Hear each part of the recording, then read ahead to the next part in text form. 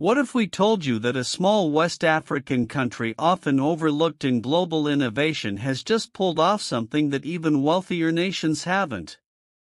What if this country with no previous experience in automobile manufacturing just built its electric car, one that competes with models from the biggest global brands? Burkina Faso has just unveiled its first locally made electric vehicle, and it's not just another news headline, it's a statement that Africa is no longer content with being a market for Western and Asian products, a statement that self-reliance is not a dream but a reality in the making, a statement that innovation is no longer the privilege of a few wealthy nations, it belongs to those who dare to build even when no one expects them to. But how did Burkina Faso do it? How did a country with no established car industry, no major assembly plant, and no deep financial backing create something that puts it on the global electric vehicle map? Is this just a one-time success or the start of a revolution that could transform the African continent? And most importantly, what does this mean for the rest of the world? Here we would like to take a moment and thank you for supporting us and being a valued part of our strong community, and if you are not yet a member, we encourage you to join us and help build an even stronger community together. Let's get started. Electric cars have been symbols of technological advancement, futuristic mobility, and sustainable progress for decades, yet whenever discussions arise about who leads the EV revolution, the same names come up: Tesla in the US, Volkswagen in Germany, NIO and BYD in China. No one ever expects Africa to be part of the conversation. The assumption is that Africa is too far behind in industrialization to create its advanced electric vehicles, and yet Burkina Faso has just shattered that belief. Yes. Burkina Faso, a West African nation that few would have imagined as a contender in the global auto industry, has officially unveiled its first locally made electric car. This is not an imported vehicle with minor modifications, it is a fully homegrown creation developed by Burkinabe engineers, tailored for the realities of African roads and designed to meet the specific needs of African drivers. This achievement is about much more than just building a car, it is about proving that Africa can be a leader in high-tech innovation, not just a consumer of Western and Asian products. It is about economic independence, industrial transformation, and a future where African nations no longer have to rely on expensive imports to move forward. But the most important question remains: how did Burkina Faso pull this off? How did a nation with no previous experience in the auto industry manage to achieve something that even wealthier African countries have struggled to do? Could this be the beginning of an industrial revolution in Africa where more nations follow Burkina Faso's lead and start producing their advanced technologies? The story of this electric car is just getting started, but one thing is already clear: it has changed the perception of what Africa is capable of. Let's talk about how Burkina Faso pulled it off. Here's a reminder to please like and share the video and subscribe to our channel to watch more videos on Black culture, history, civilization, and identity. Let's continue now. If you asked automotive experts 5 years ago whether Burkina Faso could build its electric car, they would have laughed, not because they had anything against Burkina Faso, but because it simply seemed impossible. The country had no history in automobile manufacturing, no major assembly plants, and no supply chain for electric vehicle components. In contrast, countries like South Africa and Morocco have had foreign-backed car manufacturing industries for years, and yet neither of them has produced a fully locally designed electric vehicle. So how did Burkina Faso succeed where others haven't? The answer lies in bold leadership, an innovative local team, and a determination to break free from economic dependence on foreign powers. The company behind this groundbreaking vehicle is ITAWA, a Burkinabe startup focused on sustainable mobility. Rather than waiting for international investors to build an industry in Burkina Faso, ITAWA took matters into its own hands. They developed the car locally, sourced materials from African suppliers wherever possible, and engineered the battery technology to be efficient in West Africa's climate. This is crucial because most EVs on the market are designed for Western and Chinese road conditions.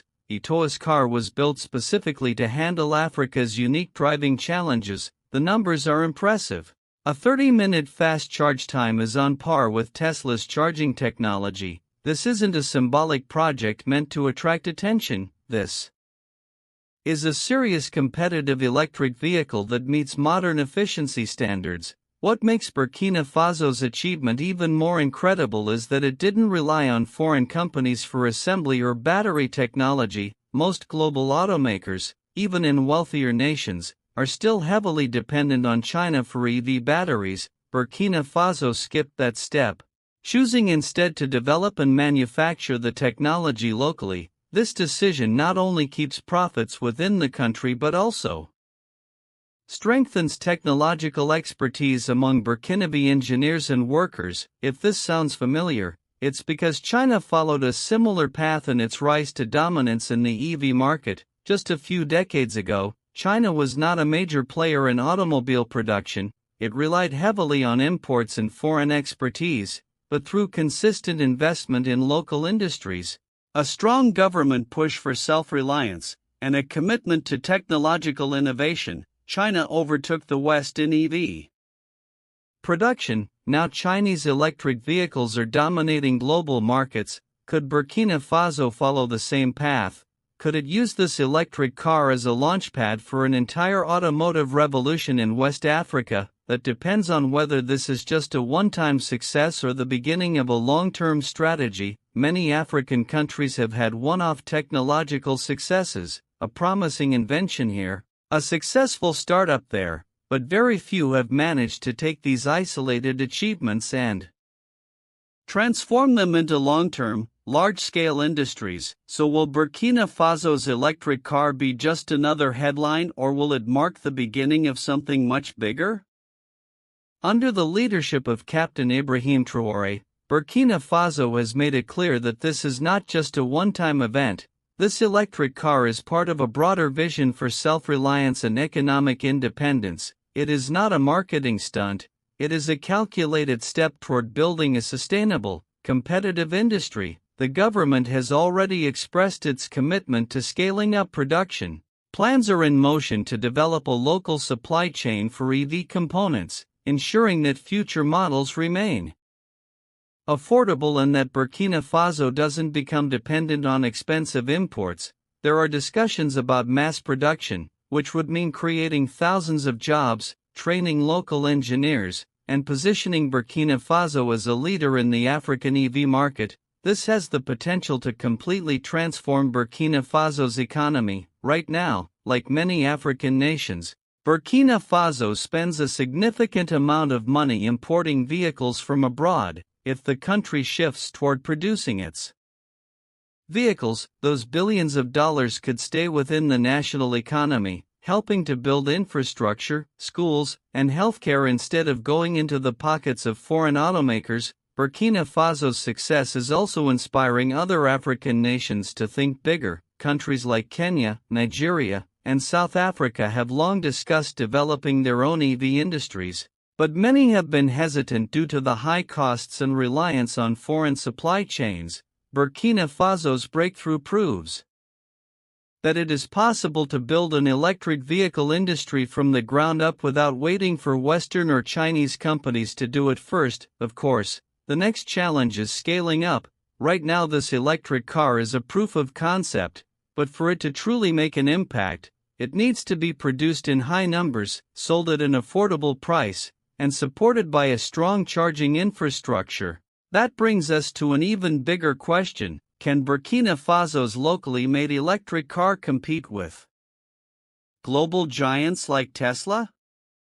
When people hear about an electric car being made in Africa, their first reaction is often skepticism. How could a country like Burkina Faso, with no prior experience in automobile manufacturing, produce an EV that can stand alongside the likes of Tesla, Volkswagen, or BYD? These companies have been refining electric vehicle technology for years, spending billions on research and development. They have global supply chains, cutting-edge factories, and brand loyalty built over decades. Burkina Faso, by comparison, is an unexpected contender in the automotive industry, but here's the thing, competing with Tesla doesn't mean copying Tesla. Burkina Faso's ITAWA electric car isn't trying to be a luxury vehicle packed with the latest artificial intelligence and self-driving features. Instead, it is designed to be practical, durable, and affordable, catering specifically to African consumers. And that's exactly why it could succeed. One of the biggest challenges with electric cars in Africa has been their unsuitability for local road conditions. Most EVs are built with Western infrastructure in mind: smooth highways, frequent charging stations, and well-developed service networks, but many parts of Africa, especially rural areas, still lack these conveniences. Roads can be rough, long distances between cities make charging a challenge, and imported EVs are often too expensive for the average citizen. This is where Burkina Faso's ITAWA car has a major advantage. It has been engineered to withstand Africa's harshest driving conditions. The suspension is designed to handle rough terrain, the battery system is optimized for hot climates, and the body is built for durability rather than luxury aesthetics. While Tesla's vehicles may struggle on unpaved roads, ITAWA's car is meant to thrive where others fail. Then there's the question of affordability. One of the reasons why Tesla's vehicles are out of reach for most African consumers is their price tag. Even Tesla's cheapest model costs more than what many Africans earn in several years. Imported electric cars from Europe and China aren't much better. High shipping costs, import duties, and maintenance expenses make them unaffordable for the majority of people. The ITAWA car, however, is being developed with affordability in mind. Since it is made locally, there are no excessive import fees, no reliance on foreign labor, and no expensive foreign supply chains driving up the cost. If mass production becomes a reality, the price of this vehicle could be significantly lower than anything currently available on the market. Of course, competing in the global EV market isn't just about making a good car. One of Tesla's greatest strengths is its charging infrastructure. The company has built thousands of superchargers across the world, making it easy for owners to recharge their vehicles. In contrast, most African countries still lack a widespread EV charging network, and Burkina Faso is no exception.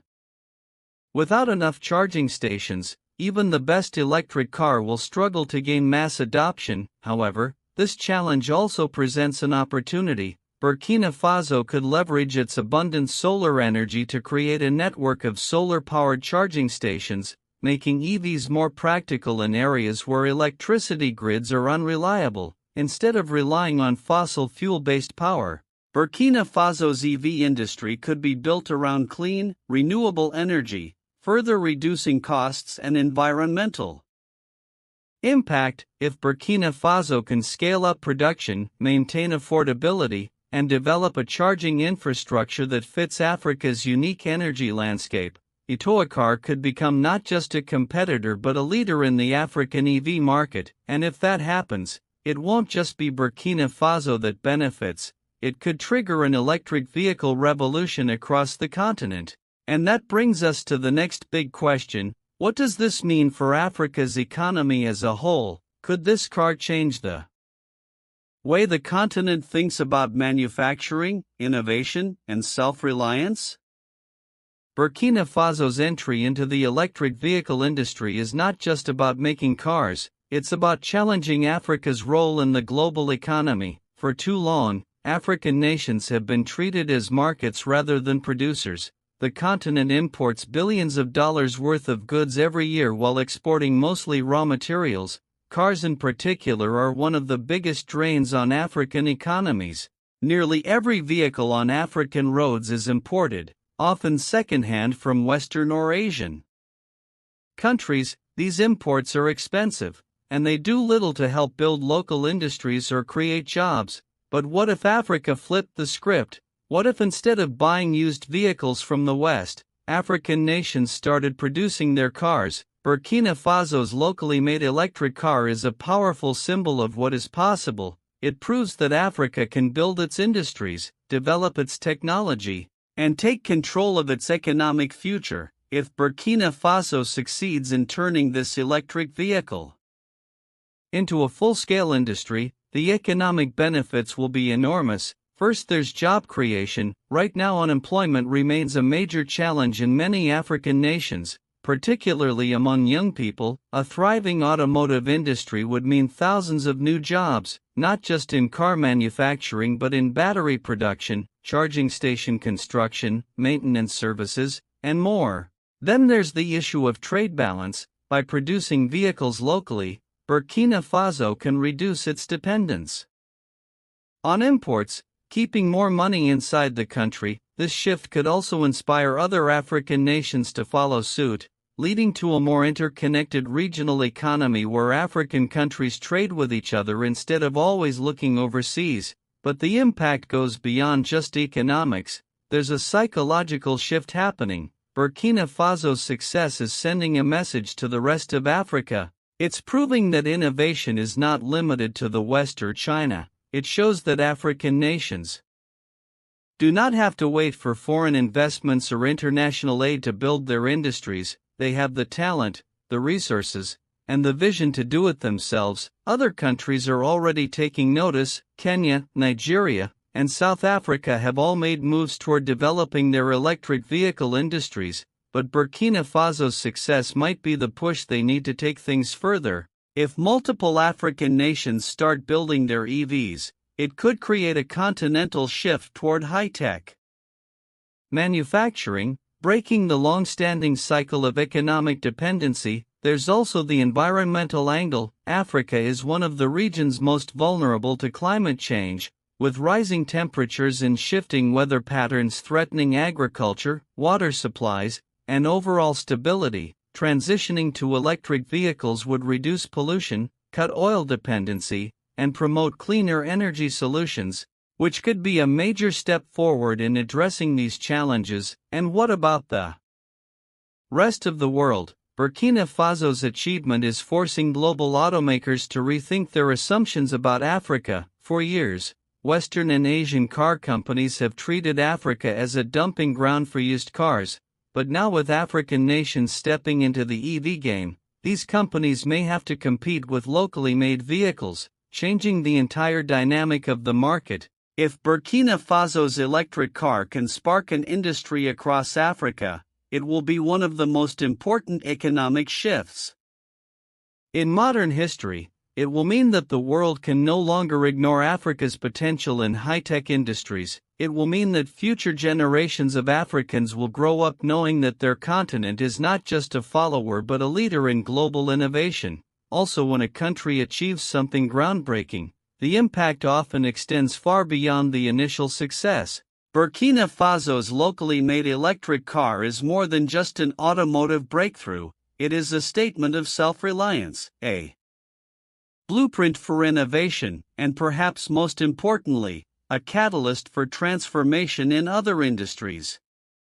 While much of the discussion has focused on how this could inspire more African nations to build their EVs, there's another less obvious question: what other industries could this revolutionize? One of the most immediate effects is the growth of local battery technology. Electric cars rely on high-performance batteries, and right now, Africa is one of the richest continents in lithium, cobalt, and other key minerals needed for EV production. Yet instead of refining and using these resources locally, most African countries export raw materials to China, Europe, and the US, only to buy back the finished products at a much higher cost. But Burkina Faso's decision to develop its own EV technology could encourage a shift toward African nations processing their minerals and manufacturing their batteries. If Burkina Faso invests in this sector, it could become West Africa's battery hub, reducing dependence on global supply chains and keeping more wealth within the continent. Beyond batteries, the push for electric mobility could reshape Africa's energy sector. One of the biggest concerns with EVs is charging infrastructure, and in regions where electricity grids are weak or unreliable, this is a major challenge. But Burkina Faso's success presents a unique opportunity. What if the continent powered its EV revolution using solar energy? Africa has some of the highest solar energy potential in the world, yet solar technology remains underdeveloped in many areas. If EV adoption rises, it could force African governments to invest more heavily in solar farms and decentralize energy systems, creating a cleaner, more sustainable energy future. There's also the question of education and workforce development. Historically, Africa has had to import technical expertise from foreign countries to run high-tech industries, but if more African nations invest in EV production, this will drive demand for skilled engineers, battery scientists, and software developers. Universities and technical institutes will need to expand their curricula to train the next generation of African innovators. Over time, this could raise Africa's standing in the global tech industry, allowing the continent to compete in fields beyond just electric vehicles. Then there's the broader cultural shift. For decades, African consumers have been conditioned to believe that the best products come from the West or China. Locally made alternatives have often been dismissed as inferior, simply because they weren't foreign. But the success of Burkina Faso's electric car is changing this perception. If a homegrown company can produce a competitive EV, what else can African entrepreneurs build? This could inspire a wave of innovation in other industries, from locally made consumer electronics to high-tech agriculture solutions. At its core, Burkina Faso's electric car isn't just about mobility, it's about confidence, ambition, and the realization that Africa doesn't have to wait for the world to innovate, it can lead. And while the road ahead won't be without challenges, one thing is certain: this is only the beginning of a much larger transformation. Do you think Africa will grow as a great EV industry? Should we thank Traore for this? Let us know in the comments section. What other sectors do you expect Traore to improve? Do you want to watch more videos like this one? If so, subscribe to our channel and press the bell icon next to it. We have decided to bring videos on something nobody talks about: the black culture, civilization, history, and evidence about how glorious blacks have been. Thanks for watching, and until the next video, stay tuned.